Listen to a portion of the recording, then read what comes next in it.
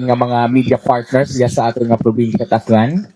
And siguro i-clarify ko lang ng konti na sinabi kasi ni Karina, this is a consultative meeting, but this will be more of a reporting, not to our group. What transpired for the past weeks, days, no, habang tayo ay nag-iingay na tumututol sa Boracay Bridge. So,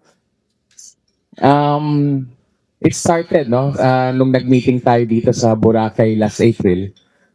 Yun yung nabanggit namin ni Fong na we went to Capiz. President Marcos was there dahil sa DepEd no, na promotion sa mga teachers. And during that time, we had the opportunity to talk with the President with regards to the Boracay Bridge. Actually, si Presidente pa yung nag-brought up no, kung kumusta na yung Boracay Bridge. And na-mention namin sa kanya that the strong opposition of the stakeholders, the Tumandoks, the local communities, the local governments, and almost majority, no, na yung ano namin na tumututol talaga sa Boracay Bridge. So, one reason we mentioned to the President is the lack of the public consultation with the stakeholders, and yung doon na kami na most of our topics no, was on that note. So, after the meeting, we flew back of course. Then the next day, nalaman din namin na tinawagan niya si Ramon Ang to that was the position no, of Aklan and the problem of the consultation. Why we know this, no, the next day, nagkausap na agad sila because during that week, may nag-reach out na rin sa amin from San Miguel to have a meeting with Ramon Ang. So we scheduled our meeting on May 13. So on May 13, we had the meeting with Ramon Ang in his office in Ortigas. More than an hour din yung pag-uusap namin. Together, apat kami from Aklan yung pumunta doon. Ako, si Kong Joven. We also brought Kong Jess Marquez of the First District and Attorney Boy Kimpo, our board member. So apat kami yung pumunta sa office niya. And with him was, I think, his two lawyers, no, to assist him with our discussions. So, pagdating namin doon, very accommodating, of course. And ano agad, no? Pinag-usapan na agad namin yung Boracay Bridge. And present niya yung pros ng with the bridge kung ito ay matutuloy. And after he presented no his side, we also presented the side of the province and the stakeholders. So we mentioned to him that before this meeting, we had a meeting with the stakeholders, with the One Boracay movement, na pinaabot sa meeting natin na yon yung mga why we are opposing with the Boracay Bridge. So we told him yung with the part of the CBT MPC, with the yung mga tricycle, yung mga environmental concerns, lahat-lahat no, na na-discuss natin, pinaabot namin sa kanya. And ano pa, sasabihin? At first marami kaming naging discussion, especially yung gusto rin niyang magawa for our country. And explain niya na he's doing all of this because he wants to help the tourism industry of our country. Parang yun yung ano niya talaga. And but sa pag-uusap namin, medyo naano rin siya, no? Hindi naman supported, but he knows na malakas yung opposition. Yung isang ano niya doon is with Attorney Boy, first time sila magkakilala. Nung pinakilala namin si Attorney Boy, ikaw, opposition, malakas ka talaga mag-oppose. So nakikita nila yung ginagawa sa social media, with the media natin. So they know talaga opposition natin dito sa Boracay and in Aklan. So kasi nag-present pa siya, present yung mga projects niya with other with the Bulacan and yung mga other LGUs. But in the end, nag-agree na rin siya na hindi na lang itutuloy yung Boracay Bridge. So that's really doon din kami na sa kanya that he listens, Ramon ang listens. And with, of course, hindi lang dahil sa amin, dahil sa inyo yan. Palakpakan natin yung sarili natin because of you. Because the opposition made, yung noise na ginawa ninyo, lahat kayo, that's why talagang sila, talagang yung term pa nga na sinabi niya is we don't want to have conflict with the local community, which is, as a business person naman, I think that's the direction he wants to give us also, or to show us na he supports Boracay, but of course he respects the stakeholders of Boracay and Aklan. So yan yung sinabi niya na we will not pursue with the Boracay Bridge. So tatapusin na lang niya yung terminal ng airport. And siguro yung na lang is yun yung niya, na yun yung napaabot niya, and we're hoping also that we convey this to the DPWH so that talagang may may closure na. So for us, this is a really a win for all of us, because yung napaabot natin talaga sa kanya na we are not for this bridge. Maraming maapektuhan, marami talagang magiging problema later on, and that's why si Attorney Boy nga talagang pag nung sinabi niya yon, yung smile niya hanggang tenga, tapos kinamusta niya talaga na mahigpit na this is our first time we've met, sir, but we really appreciate that yung niya, yung yes, yung niya na nagsinig na fashion. So yes, it's May 13 yon. So medyo gusto na namin yung ilabas sa inyo, agad-agad.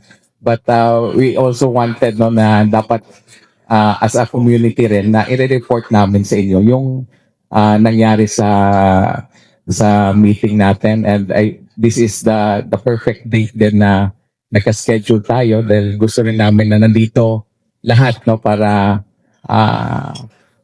mapaabot din namin sa inyo yung good news, yung good news na ito. So kung baka may gusto ko pang idagdag sa mga nangyari sa meeting. Yes, thank you, Rob. This is really a great day for all of us, no? And dagdagan ko lang yung mga nangyari. Why it came to that point na nag-usap kami ni Ramon Ang. As mentioned by the governor, we were invited to Capiz to witness the promotions of around 8,000 teachers for the whole region. And by the way, at first hesitant to go. Kami ni Gov. Joanne because that was a fair of copies, no? And we felt that hindi naman siguro kailangan pumunta kami doon. But on second thought, nung nalaman namin na around 8,000 teachers from Aklan, 2,000 teachers from Aklan will be the ones to be promoted.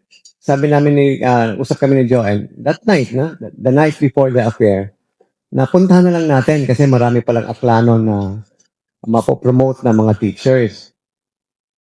So, pumunta kami doon, and kami lang nakapunta doon out of all the congressmen and governors of Region 6. And of course, aside from the Capiz governor, kami lang nakapunta doon.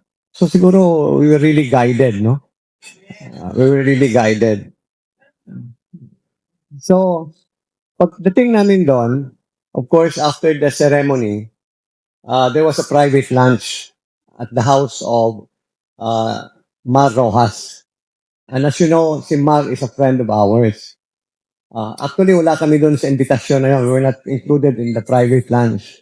Pero bumulong sa amin si Mar, na Job and Gov, sumama kayo doon sa kanilang lunch, bye-bye, a private lunch with the President. So, pumunta naman kami, no? And we were only around 6 or 7. Si Presidente, the wife, si Lisa, si Mar, ako, si Gov. Johan, Mayor of Roa City, and Secretary Angara, Secretary of Education. Kami lang. So while we were having lunch, kasi it was not proper for us to bring it out in that lunch because it was not a proper venue for us to bring out the problem of the bridge. Pero siguro may guided talaga. Si Presidente mismo ang nagtanong, kumusta pala yung tulay?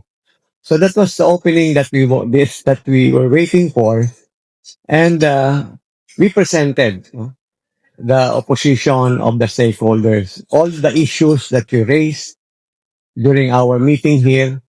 We brought it up to his attention, the loss of livelihood of our boatmen, our bicycle operators, our small mga porters, and of course the issue of the environment also, and the loss of income for the province of Aklan. That we will be losing almost 400 million a year out of the terminal fees that is being paid by the tourists going to and from Boracay. So yun ang naging meeting namin.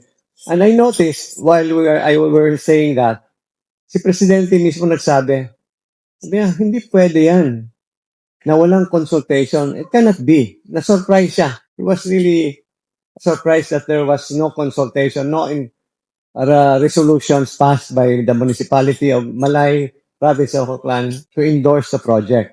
Nagulat siya, hindi pwedeng ganyan, no? Hindi pwedeng walang endorsement ang local government. So, we left it at that. After that lunch, uwi kami. The next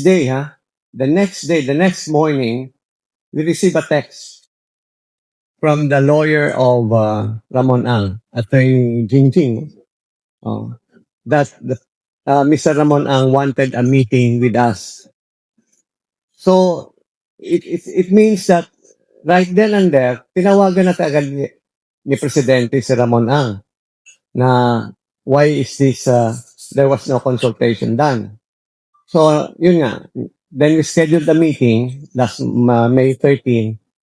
At saka dun sa meeting, naumpisahan kagad we knew that it came from the President because sabi mismo ni RSA, I got a call from the President that you have opposition on sa bridge na to, the loss of livelihood of our boatmen, the loss of income for the province. So he started to bring out his side na pwede naman natin pag-usapan yan, etc., etc. But in the end, we brought it to his attention the other issues like the environment, the the other issues of overcapacity, breaching the carrying capacity of the island, etc., etc. So yun nga, after those long discussion, nagpresent pa siya ng ano I'm doing this for the country. Sabi niya, I'm doing this for the tourism industry because we want to expand the tourism industry in the country and Boracay, etc., etc. is a prime destination. But sabi niya, if it is not acceptable to the community, kung ayaw niyo talaga, then I will not pursue the project. Sabi niya. Because ang sabi ko niya, ayaw ko na magkasamaan pa tayo ng loob. Yun ang sinabi niya na actually he listened to your voice that he does not want to push a project to uh, uh, to proceed with the project that is not acceptable to the community. Doon naman kami medyo bumilib sa kanya because nakinig siya. He listened to you. And he listened to you because after our meeting, you created a lot of noise already. I'm sure na na natanggap niya rin kasi example kasi sinabi ni Gob Joen na nung nakita niya we introduce Attorney Boy to him. Ikaw talaga ang lakas ng opposition mo. So nakilala niya by the name si Attorney Boy. But galing sa inyo lahat yun eh. It all came from you. So, ayun nga.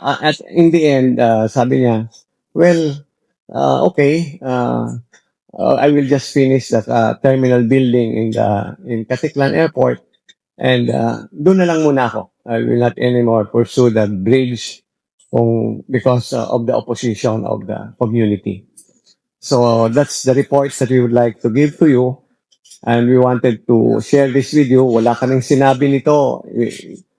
We did not say anything to the media because we wanted to report to you first before announcing it to the media because you were the ones who supported this movement, no? The One Boracay movement.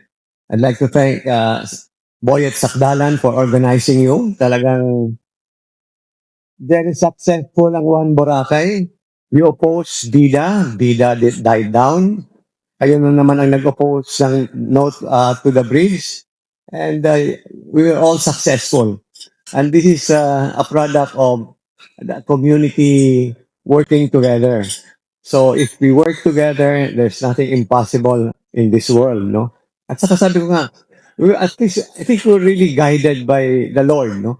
Because at first, we were hesitant.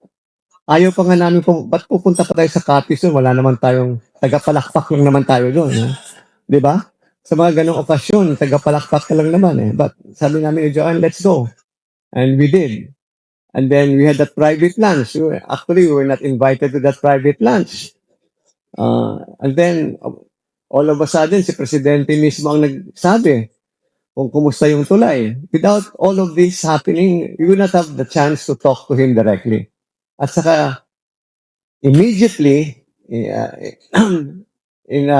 fairness to the President, he immediately called Ramon Ang to settle the problem. And we were able to talk to Ramon Ang and yun, he was gentleman enough to say that kung ayaw nyo, I don't want to proceed with the project that na ayaw ng community. And he even mentioned another project of his in Manila, yung Pasig Elevated Highway along the Pasig River.